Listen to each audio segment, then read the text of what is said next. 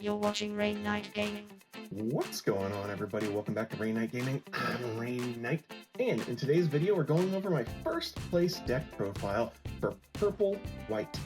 This is an updated build to the deck that I played in my most recent new type challenge and just kind of came middle of the road. I made some changes so it worked a little bit better versus Wing, and it actually works a lot better versus Aggro. So it just kind of fits right in the middle right there. If you get to those late rounds, it's gonna have trouble with those big drops. But as long as you can finish this game around turn 7 or something like that, this deck really, really shines. In this video, we're gonna go over card by card what's in the deck right now. I'll also talk about, why I put certain ratios in there. We're going to talk about percentages of levels, all that kind of stuff, so you guys can get a feel of what I'm building, why I'm doing it, and you can maybe learn a little something on your deck building, how to put certain amounts of things in decks. Then we're going to hop into a few games just so you guys can see how the deck played, how it did, things that I think are going well, things that I need to do better, and all that kind of jazz. Jumping right into the deck. So with only 8%, I play 4 of the Aile strikes, and that is the only level 5s I play, and that is the highest level that I play. I like to just, have it low to the ground. I'm not playing the blocker, rebake, and I'm not playing suppression, and I'm not playing freedom. I decided I wanted to go super low to the ground and only play Aile, and Aile is just one of those cards. It's so good, and people just, once you get to that turn 5, Aile helps you take over that game and just kind of finish things off. Turn 4s, I play a lot, level 4s, I play a lot of level 4s, about 38% of the deck. It's the highest percentage of any of the levels. So we are playing 4 Sword Strike. This is kind of the bread and butter of the deck, I think. This is the main card I want to get into. I want to get this linked up, and I want to, bounce things that have that under 2 HP. It is really detrimental to any decks that you bounce that stuff back, because it just makes them have to pay everything and really lowers their aggression level. Going into my pilots, because level 4 is when all of the pilots start pretty much. We're playing 4 Mizuki, super good purple pilot. That ping is really good. It's, obviously turns on your Barbatos, but it also can ping down certain things to have 2 HP or less, so then you get to bounce things. Can come in super, super handy. Kira, obviously Kira is one of the best pilots in the game, and that's because you get to have advantages on trades. This, hooked up with Sword Strike, allows you to pop something back to their hand and trade really beneficially into your opponent's other monsters, units. I always say that wrong. And then a couple more cards in here. We do play 4 of the Fatal Strike. I had tried playing this at 2 before, but I just wasn't seeing it enough. So 4, I think, is kind of mandatory. It's just such a good card. On turn 4, level 4, you could just pop 2 of these and pop out 2 of your opponent's units. So really, really awesome. And then my bases, I actually only play 3 bases. I decided to lower it down a lot because I kind of felt like bases were slowing the deck down. So I went with 3, and I went with the popper base, is kind of what I call it. It bounces things back to your hand, back to your opponent's hand. And again, it's a base that instead of generating a token that's going to be next turn you get to play, or just allowing you to restand something, this one allows you to adjust the field how you might want to use it. I kind of see this one similar as the blue base that lets you rest a unit. It's something that happens right now and affects the game right now. And also, I pretty much use bases as card draw as I'm playing, because I just want to get cards. I have really low cost cards, so getting another one in hand is probably another unit I'm going to be able to play that turn. And that is all the 4s. It's a lot of 4s, but you get to level 4 pretty darn quick. Level 3, we play 24% level 3s. That's going to be our Barbatos, first form. This card's amazing. The 2 HP kind of sucks. I kind of wish it was a 3/3, but then, it would be a little overpowered because if you can get 1 card draw off this, awesome. If you can get 2, it's amazing. And another thing is, like, when you're playing this, you need to watch out because it's going to get targeted. People see it, they want to kill it. It's like the Teemo of this game. They see it, they have to kill it.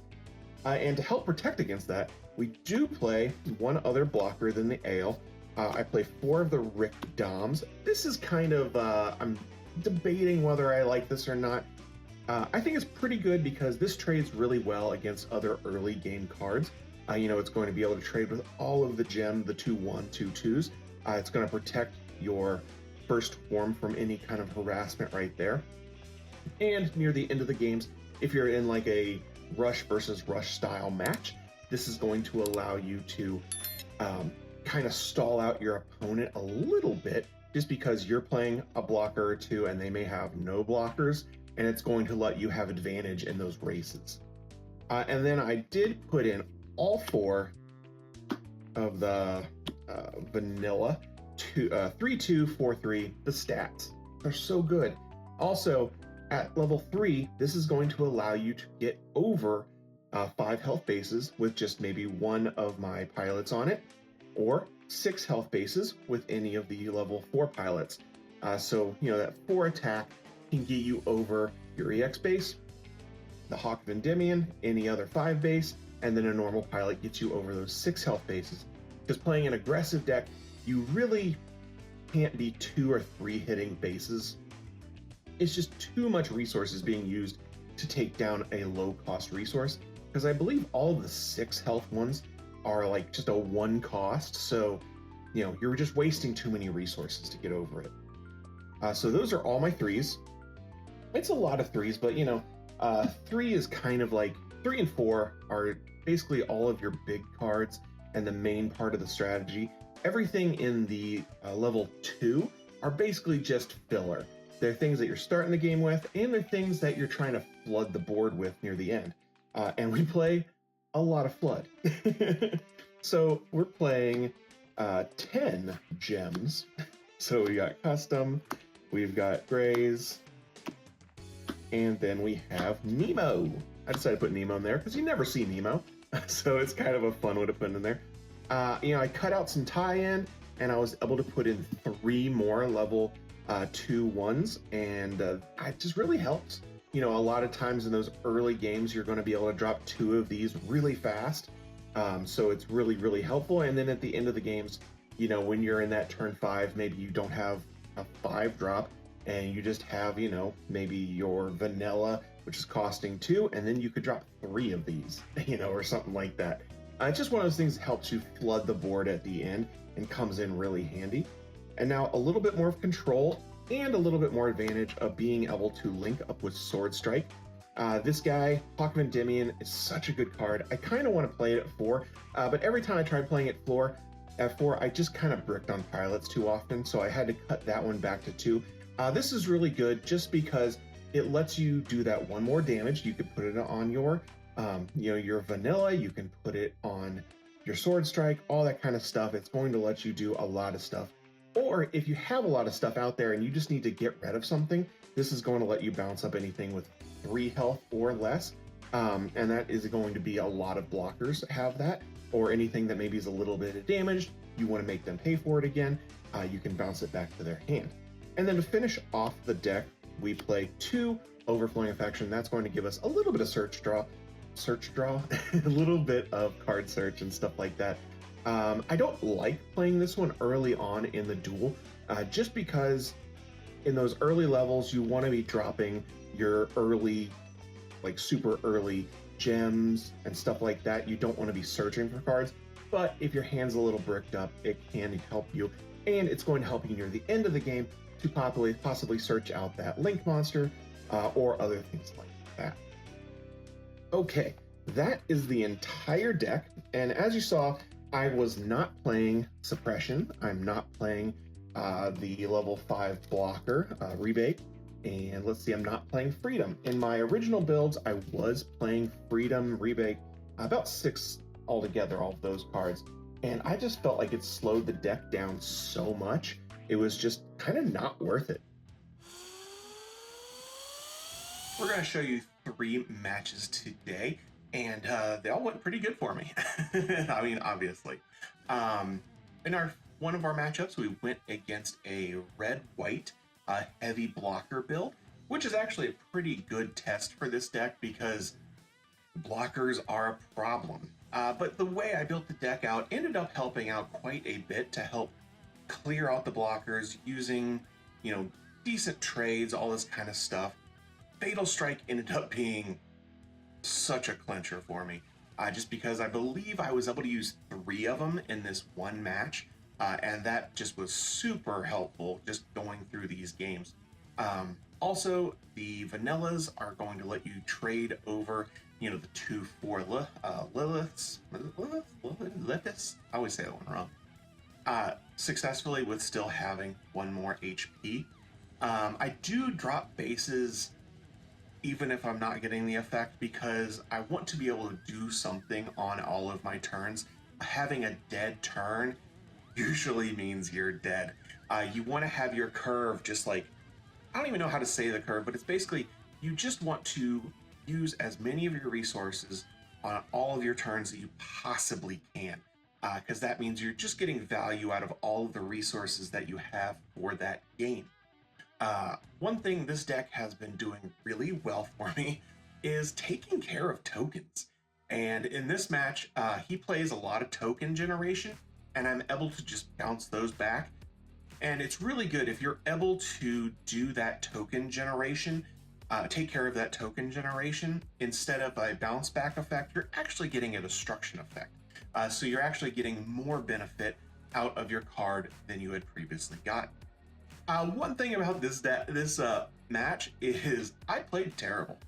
In the early half of the match, I made some bad calls, I made some bad swings, and I recognized that I was doing it as I was playing. I'd pass the turn and be like, oh, I did that wrong.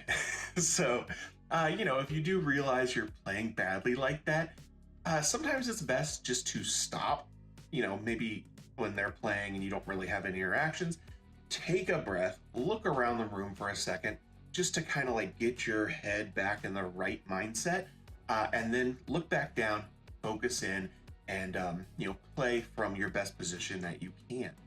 Because if you really beat yourself up for making those bad plays, you're just going to make more bad plays. So little advice there for getting through these tournaments and not really beating yourself up. Going through these games. I learned stuff about the deck as I'm playing, different ways I should be doing my trades. A lot of times, in previous months, I was always too aggressive.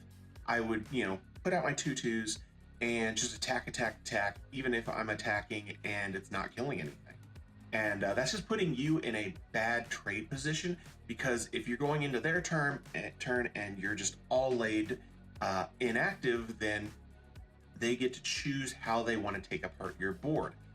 In later games, things like that, after I kind of realized, oh, if I can't destroy something, I probably shouldn't just be doing chip damage, because I want to be able to set up my board, and then when I get into my bigger units, they're going to let me choose how I want the trades to go. So, as you can see, this game is going pretty quick. We were able to take care of a bunch of shields really quickly, and we were able to get through all of his blockers, and he just didn't have any left at the end of the game, and we were able to just flood the board out, and that's going to be able to secure the match for us. Super good match. Love playing against that guy. Played with him several times. Super fun guy. Big shouts to him. Really enjoy seeing him every time I'm at locals. In our next match, we're actually playing against a guy who's fairly new to the game, comes from Magic, so he still has a pretty good, base of reference on how to play the games, and he plays pretty darn good. He's playing a Blurple deck. Blurple is one of those decks it's so pingy, it's so just aggressive, that you just kind of have to watch out how you trade into things. I traded in and got my blocker down to just the 1 HP. Then he's able to just ping it. Then you just need to recognize that you don't want to leave guys open just for them to ping, which he's able to do because you get so much they get so much advantage. You know, if they're able to just pop out 4 pingers, destroy some cards, plus their board just went super wide. But this one went pretty good for us. This deck actually plays really good against Blurple, just because Blurple usually plays with really low life totals. So all of my bounces are really active. I'm able to bounce stuff with, you know, Hawk of Endymion. I'm able to bounce stuff with my base, with Sword Strike, with Aile, just all that kind of stuff. And then, you know, our blockers are able to trade really well against their lower attack units that are on the board as well. And again, we are able to just kind of like get through things really well and be set up for the game to end. So right here, you know, we do have all the shields down and we've got a pretty decent board set up. He does have the tools to actually break that board up pretty well, just because, again, the pop damage. And actually, I almost feel like if he would have drawn a little bit better, getting that remake on the board and, you know, beating down my board, it could have been a lot closer. I did look at my shields, and my shields were pretty nasty. I think I had several pilots in there that would have turned the game in my favor again. But, you know, right there, you really notice it's like, oh, I'm in danger. So I need to get rid of some stuff and then set up to possibly win the turn after that one. So I was able to play down 2 cards. I knew if he had an AGGRO, which he did, he was going to be able to at least kill one of them. So I was hoping he didn't have any more pingers in hand. I think he was down pretty low on hand count at that time, so I was pretty sure I was going to be okay. And my gem just survived with 1 HP and is able to swing for game. Big shout out to him. Super fun. Hope I see him at more locals. He said he's really enjoying the game, and I love that. We actually ended up giving a ton of bulk to him just to help build his collection. In the last match I'm going to show you guys, this is actually from the finals. We were going against a guy who I'm pretty sure I've played on multiple occasions, and he's beaten me every single time pretty much. He's really good. He's a friend of the Gundam Gooners Federation channel, so if you guys want to check out that channel as well. But this game, it went super well for us. I mean, our hand was just clicking on all cylinders, and it just abused his deck because we were able to bounce things, we were able to block certain things, and we were able to just spread the board wide and go through his base and shield super fast. You know, our higher, you know, attack stuff made him, higher health stuff made him use multiple cards to get rid of cards, and that just let us get so much more value out of everything. You know, and we're able to just make him have to pay over and over again for those cards that were bouncing back to his hand. That just gives us, you know, that added advantage.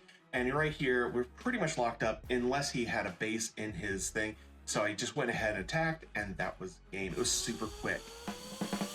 But hey, that's going to be it for me today, guys. Hopefully you guys like these videos. Hopefully you go down, like, subscribe.